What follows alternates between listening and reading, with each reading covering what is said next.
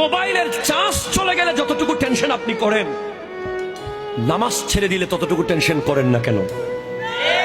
কথা বলেন ঠিক কিনা? ফেসবুক লক হয়ে গেলে আপনার টেনশনে খাবার দাবার বন্ধ হয়ে যায়।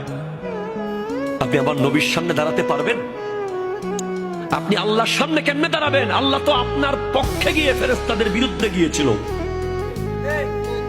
আল্লাহ বলছেন, ইন্নী জাইলুন ফিল আরদি খলিফা, আমি জমিনে আমার খলিফা বানাবো, মানুষ বানাবো।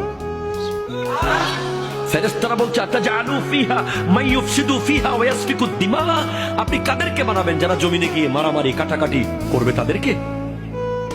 আল্লাহ বলছেন, না, ইন্নী আ'লামু মা লা তা'লামুন, আমি যা জানি তোমরা তা জানো না। তো আজকের দিনে আপনি যদি বেহায়াপনা করেন, আপনি রং তামাশা করেন, আপনি ইহুদিদের মতো যদি চুল কাটেন, কথা জোরে বলেন ঠিক কিনা?